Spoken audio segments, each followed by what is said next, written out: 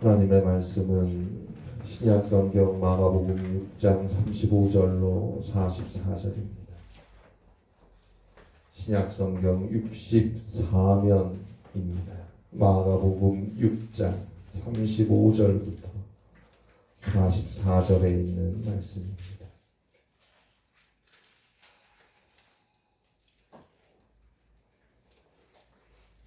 신약성경 64페이지입니다. 마가복음 6장 35절부터 44절입니다.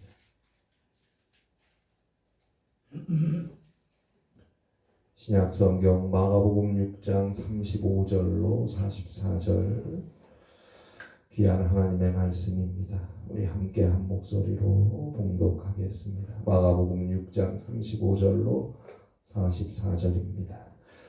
때가 저물어가매 제자들이 예수께 나와 여짜오되 이곳은 빈들이요 날도 저물어가니 우리를 보내어 두루 촌과 마을로 가서 무엇을 사 먹게 하옵소서.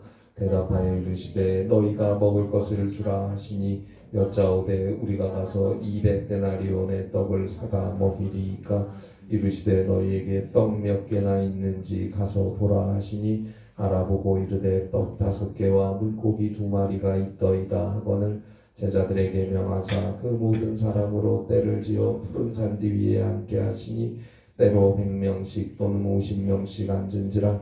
예수께서 떡 5개와 물고기 2마리를 가지사 하늘을 우러러 축사하시고 떡을 떼어 제자들에게 주어 사람들에게 나누어 주게 하시고 또 물고기 2마리도 모든 사람에게 나누시매 다 배불리 먹고 남은 떡 조각과 물고기를 12바구니에 차게 거두었으며 떡을 먹은 남자는 5,000명이었더라. 아멘. 미국의 철학자인 클레이풀 교수에게 전해지는 일화입니다. 클레이풀 교수가 어느 날 자신의 친구의 집을 방문하게 되었어요. 그런데 그때 클레이풀은 깜짝 놀랐다고 합니다. 그 이유는 친구의 여동생의 모습을 보았기 때문인데요. 친구의 여동생은 2팔과 2다리가 없는 장애를 가진 소녀였다고 합니다. 생전 처음 보는 친구 여동생의 기형적인 모습을 보고 놀라움과 안타까움에 충격을 받았는데 클레이풀 교수가 그 친구 여동생과 대화하면서 한 번 더 놀라게 되었다고 해요. 왜냐하면 그 친구 여동생이 예술과 음악에 그리고 미술에도 아주 깊은 관심을 가지고 있었다는 사실을 알게 되었기 때문입니다. 그리고 실제로 예술에 대한 정서가 남다르게 발전해 있어서 음악과 미술의 조예가 깊다는 사실을 알고는 클레이풀은 놀랐습니다. 그리고 이야기 내내 어두운 구석이 없어요. 너무 환하게 미소를 짓고 기쁨에 찬 표정과 당당한 모습에 클레이풀은 오히려 몸이 멀쩡한 자신이 부끄러워졌다고 합니다. 클레이풀이 조심스럽게 소녀에게 물어보았어요. 만약 내가 네 처지였다면 아마 견디지 못했을 것 같다. 무엇이 너를 이토록 밝은 얼굴로 만들어 놓았니? 소녀는 눈을 반짝이며 이렇게 말했다고 합니다. 내가 가진 것이 너무 많아요. 음악을 듣고 명작을 읽을 수 있는 귀와 눈이 있어요. 가족과 친구들의 사랑도 있고요. 그러나 무엇보다 소중한 것은 내 마음속에 예수 그리스도가 있다는 것입니다. 이렇게 보물이 많은데 왜 내가 슬퍼해야 하나요? 클레이풀 교수는 소녀의 고백에 큰 충격을 받았어요. 그때까지 클레이풀은 무신론자였어요. 예수를 믿지 않았어요. 물론 교회도 다니지 않았고요. 그러나 무엇보다 소중한 것은 내 마음속에 예수 그리스도가 있다는 것입니다라는 소녀의 고백을 듣고 그는 예수를 믿고 신앙을 가지게 되었다고 합니다. 오늘 우리의 모습은 어떻습니까? 어째서 그렇게 한숨뿐인 삶을 살고 있는 겁니까? 우리의 삶 속에 그리스도가 없기 때문은 아닙니까? 무엇보다 소중한 것은 내 마음 속에 예수 그리스도가 있다는 것입니다. 이 고백을 가진 자의 삶에는 감사가 넘쳐나는 것입니다. 우리에게 감사가 없다면 그것은 아직도 예수님보다 소중한 것이 너무 많기 때문입니다. 주 예수보다 더 귀한 것은 없네. 이 세상 부귀와 바꿀 수 없네. 영죽을 내 대신 돌아가신 그 놀라운 사랑 잊지 못해. 세상 즐거움 다 버리고 세상 자랑 다 버렸네. 주 예수보다 더 귀한 것은 없네.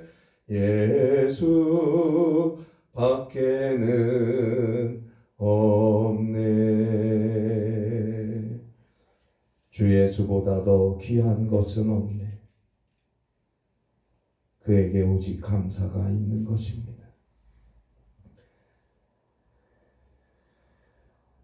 죄로 인해 죽을 수밖에 없는 우리를 용서하시고 구원하시기 위해서 하나님의 독생자 예수 그리스도께서 인간이 되어 이 땅에 오셨습니다. 오셔서 우리와 함께 우리를 위해 사셨어요. 그리고 마침내 우리의 모든 죄악을 대신 다 담당하시고 저 죄인의 참혹한 십자가에서 죽으셨습니다. 그 예수를 하나님께서 죽은 자 가운데서 일으켜 세워주셨어요. 이제 예수 그리스도를 믿는 자에게 죄사함과 죽음을 지나 저 영원한 생명의 구원이 허락되었습니다. 그 예수님보다 귀한 것이 무엇입니까? 도대체 무엇이 있길래 아직도 감사보다는 원망에 앞서는 삶을 살고 있는 겁니까? 우리를 죄에서 용서하시고 죽음에서 구원하신 하나님의 사랑, 예수 그리스도의 은혜, 그것만으로도 우리는 일평생 날마다 감사해도 모자라다는 것을 알아야 합니다. 그 예수님께서 오늘도 우리와 함께하고 계십니다. 그분과 함께 살아가고 있음을 감사해야 합니다. 언제나 먼저 감사하고 기도하고 믿음 안에서 삶을 사는 자에게 주님은 언제나 감사할 수 있는 것들을 허락해 주십니다. 그의 일생을 감사로 인한 찬송이 되게 하십니다. 그 삶이 감사의 노래가 되게 하십니다. 오늘 성경에는 우리가 너무도 잘 아는 이야기가 등장합니다. 오병이어의 기적 이야기입니다. 물고기 2마리 떡 5개로 5,000명을 먹이고 12바구니가 남았다는 기적의 이야기입니다. 자, 빈 들판에 5,000명이 넘는 사람들이 모여서 하루 종일 예수님의 말씀을 들었는데 이제 날이 저물어 갑니다. 35절이죠. 때가 저물어 가매 제자들이 예수께 나와 여짜오되 이곳은 빈들이요 날도 저물어 가니. 36절입니다. 무리를 보내어 두루 촌과 마을로 가서 무엇을 사 먹게 하옵소서. 자, 39절로 40절에 보니까 모든 사람들로 하여금 때를 지어 푸른 잔디 위에 100명씩 50명씩 앉게 합니다. 푸른 잔디가 있었다는 걸 보아서 팔레스틴 지역의 늦은 봄 4월 중순경으로 추측할 수 있고, 35절에서 때가 저물었다는 걸 보아서 저녁 6시간 넘었다는 것을 우리는 생각할 수 있습니다. 군중들은 지쳤고 피곤했고 날도 저물었고 또 식사 시간이고, 그래서 배고프다는 걸 안 제자들이 예수님께 말하는 거예요. 이 사람들 이제 마을로 보내서 먹을 것을 사 먹으라고 하소서. 이제 저들이 알아서 마을에 가서 끼니를 해결하든지 아니면 누군가의 도움을 받아서 끼니를 해결하든지 좌우지간 이제 저들을 해산해야 한다고 말하는 것입니다. 그런데 예수님의 생각은 달라요. 37절입니다. 대답하여 이르시되 너희가 먹을 것을 주라. 너희가 먹을 것을 주라. 이 많은 사람들 각각 알아서 식사를 해결하라고 마을로 보내지 말고 너희가 이 사람들에게 먹을 것을 주라 말씀하십니다. 사람은 두 종류예요. 어떤 도움이 필요한 상황을 맞이했을 때 남에게 도움을 미루는 사람이 있고, 아니다, 이 일은 내가 해야 한다 하며 스스로 나서는 사람이 있습니다. 어떤 일에 대한 책임을 늘상 다른 사람에게 맡기는 사람이 있는가 하면 그 책임을 자신이 감당하려는 사람이 있는 것입니다. 오늘 성경에 나오는 제자들의 태도와 예수님의 태도에서 우리는 이것을 볼 수 있어야 합니다. 제자들은 이 많은 무리들이, 군중들이 피곤하고 지치고 배고프다는 거 알았어요. 알았지만 거기에 대해서 책임을 지는 마음은 많지 않았어요. 그래서 마을로 보내서 이제 사 먹든지 아니면 마을 누군가의 도움을 받게 하든지 좌우지간 이제 그들을 보내야 한다고 말하는 거예요. 그러나 예수님은 아니야, 너희들이 그들에게 먹을 걸 줘라. 너희들의 일이다. 너희들의 책임이다. 예수님이 말하는 것입니다. 여러분, 누구의 책임입니까? 언제나 내 책임이다라는 마음으로 사는 자에게 진정한 자유가 있는 것입니다. 여러분, 책임은 주인이 지는 거예요. 종은 책임지지 않습니다. 책임을 지는 만큼 그만큼의 자신의 왕국에서 사는 거예요. 이것도 저것도 다 네 책임, 당신 책임, 남의 책임, 사회 책임, 부모 책임. 도대체 나는 뭡니까? 내가 살아온 인생에서 나는 뭘 한 겁니까? 책임을 져야 합니다. 사랑하는 만큼 책임을 질 수 있을 때 자유도 가치도 있는 것입니다. 우리의 모든 삶의 일들이 그래요. 가정의 일도 마찬가지고 주의 일, 교회의 일 역시 그런 거예요. 자신의 일이다, 내 일이다, 내 책임이다 라는 마음으로 주의 일을 감당할 수 있어야 합니다. 특히 신앙의 일, 섬기는 일, 사랑하는 일은 더 그래요. 에이, 내가 그걸 어떻게 해? 다른 사람이 하겠지. 다른 사람에게 맡기는 게 맞아. 하기 전에 아니야, 이건 내 일이야. 내가 기도하고 내가 염려하며 내가 해야 할 일이야 라고 책임을 지고 나갈 때 주님의 능력이 그와 함께 한다는 것을 우리는 잊어서는 안 됩니다. 자, 예수님께서 37절에서 너희가 먹을 것을 주라 하시니까 제자들이 이런 말을 해요. 37절 중간부터 한번 보세요. 중간부터 보니까 우리가 가서 200데나리온의 떡을 사다 먹이리이까. 이게 무슨 말이에요? 당시 200데나리온이 라고 하면 얼마 정도 되느냐? 그 당시 1데나리온이 보통 근로자의 하루 일당이었어요. 200데나리온이면 최소한 6개월을 일해야 벌 수 있는 돈이에요. 결국 이게 무슨 말이에요? 우리로서는 할 수 없는 일이다. 왜 그러십니까, 예수님? 그 말이에요. 우리가 가진 것으로는 어림도 없는 일이다라는 의미예요. 자, 어떻습니까? 6개월을, 보통 근로자가 최소한 6개월을 일해야 벌 수 있는 돈인 200데나리온을 가지고 떡을 사와도 지금 여기 있는 사람을 먹이기에 그다지 충분하지 않은데 도대체 무엇을 가지고 이 사람들을 먹이라고 하십니까? 합리적이에요. 나름대로 이성적이에요. 오늘 우리들의 모습이 이런 것 같지는 않습니까? 뭐만 하자 그러면 못해요. 할 수가 없어요. 이래서 저래서 부족하고 모자라서 안 해요. 할 수 없습니다. 아주 똑똑하고 정확하게 할 수 없는 이유를 말하는 오늘날 그리스도인들의 모습을 2000년 전 예수의 제자들의 모습에서 보는 것 같지 않습니다. 예수님은 38절에서 이르시되 너희에게 떡 몇 개나 있는지 가서 보라. 200데나리온어치 떡을 사다가 저들을 먹일까요? 예수님에게 할 수 없는 일을 왜 시키느냐 라는 식으로 말하는 제자들을 향해서 너희에게 떡이 몇 개나 있는지 알아보고 와 말씀하십니다. 알아보니 떡 5개와 물고기 2마리가 있어요. 요한복음 6장 9절에 보니까 보리떡이라고 했어요. 이것은 당시 가장 가난한 사람들이 먹는 음식이었어요. 물고기 2마리도 마찬가지고요. 한두 명이 가장 싸게 한 끼 식사를 할 수 있을 정도의 음식이 있었던 것이에요. 그런데 이제 사람들을 푸른 잔디 위에 50명씩 100명씩 앉게 하고 41절입니다. 예수께서 떡 5개와 물고기 2마리를 가지사 하늘을 우러러 축사하시고 그리고 떡도 물고기도 나누어 주셨는데 42절이죠. 다 배불리 먹고 43절이죠. 남은 떡과 물고기를 12바구니에 차게 거두었다라고 말하고 있습니다. 놀라운 기적이 일어난 것입니다. 유대인들은 여행할 때마다 바구니를 가지고 다닙니다. 바구니 안에 음식을 넣어가지고 다녀요. 여행할 때.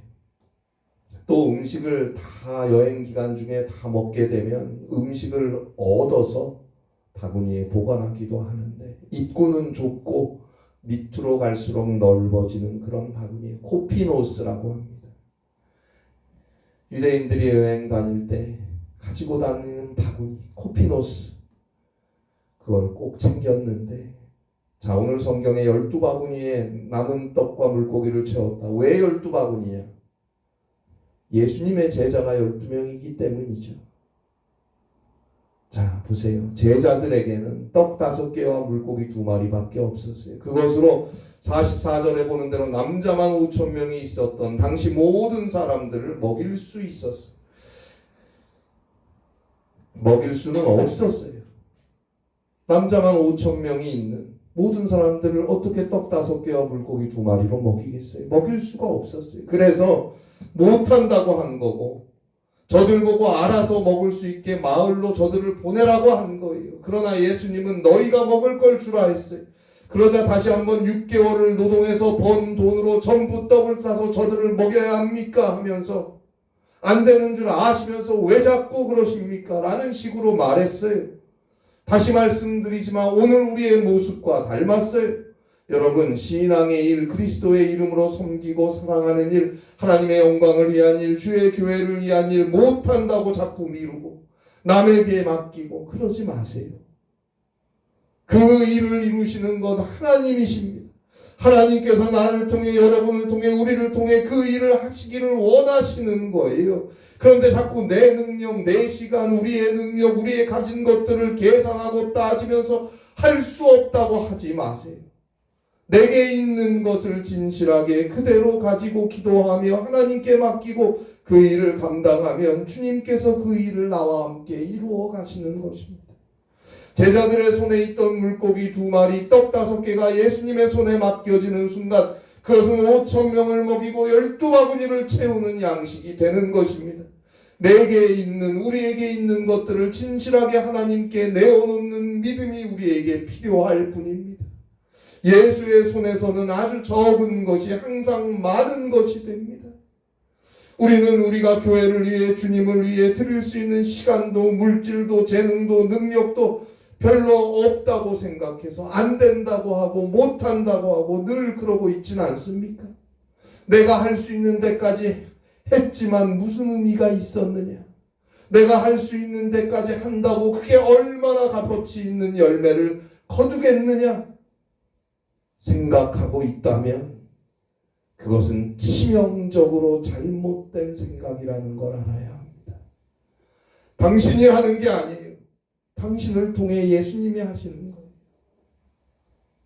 당신을 대신하여 죽으시면서 당신을 사랑하시고 그토록 당신을 사랑하신 예수님께서 당신과 함께 일하시기를 원하십니다.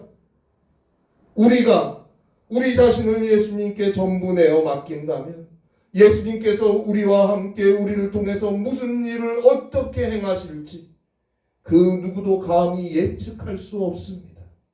중요한 것은 우리에게 우리의 것들을 있는 그대로 진실하게 드릴 수 있는 그런 믿음이 있느냐,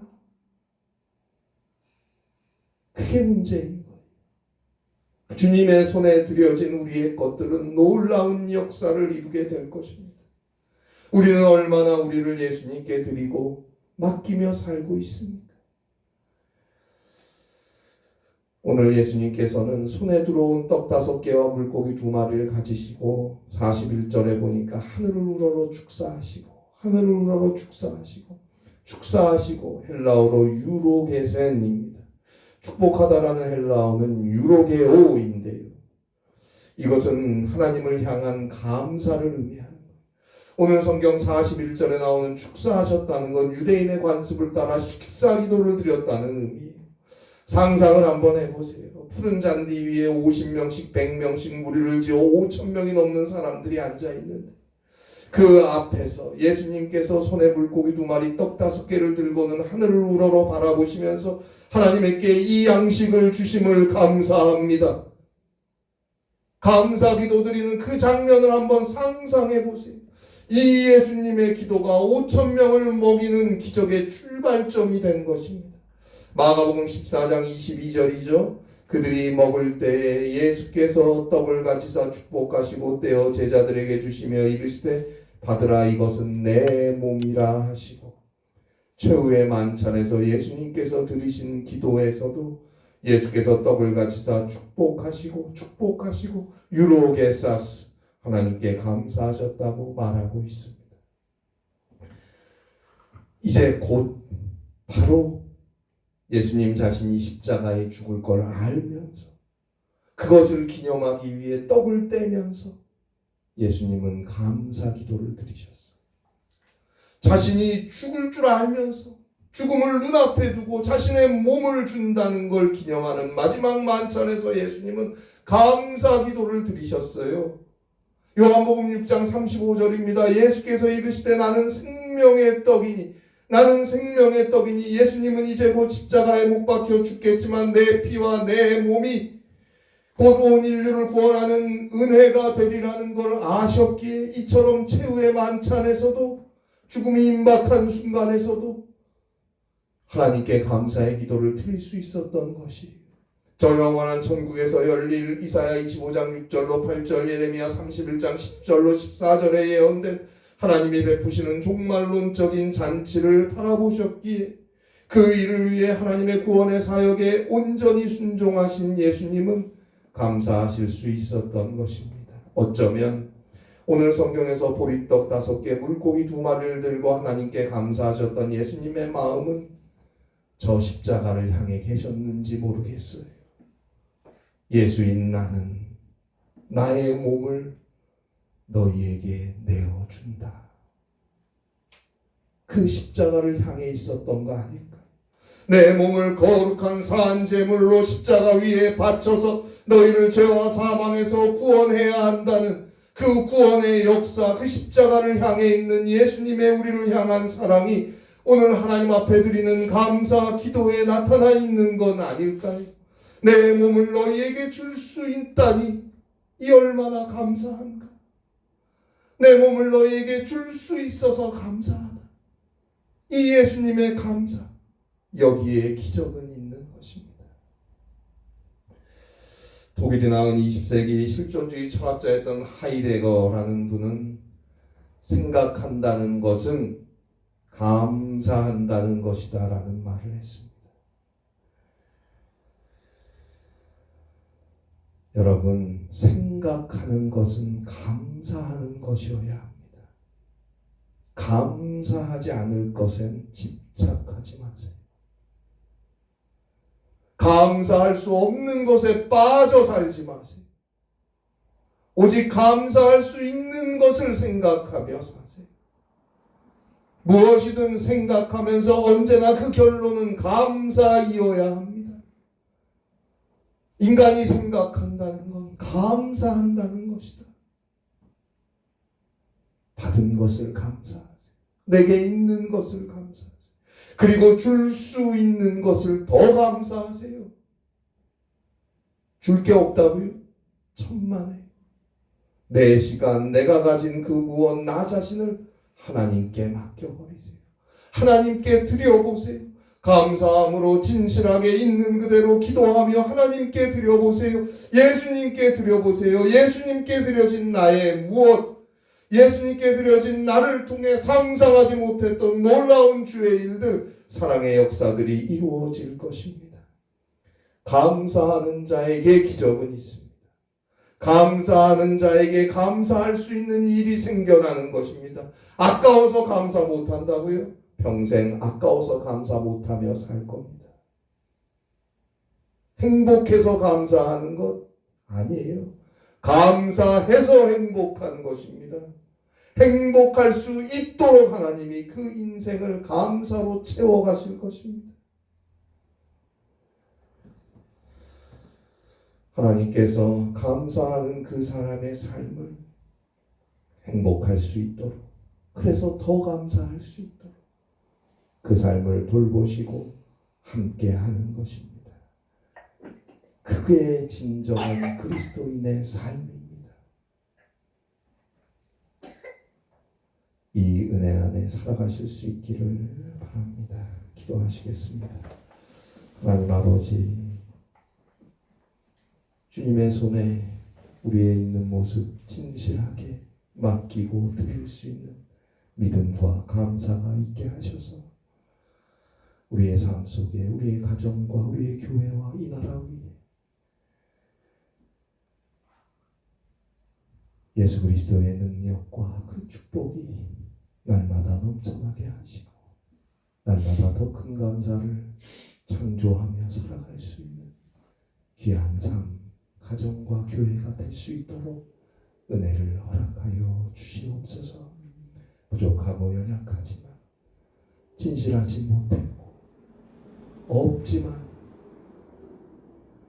그것 핑계로 게을렀고 나태했고 이기적이었습니다. 우리의 부족함을 회개하오니 주여 용서하여 주시고 있는 그대로 진실하게 주님과 함께 할 수 있는 귀한 믿음과 감사를 통해 하나님이 주시는 축복과 은혜 안에 거하는 사랑하는 모든 성도들과 주의 교회가 되게 하여 주시옵소서. 예수님의 이름으로 기도하옵나이다.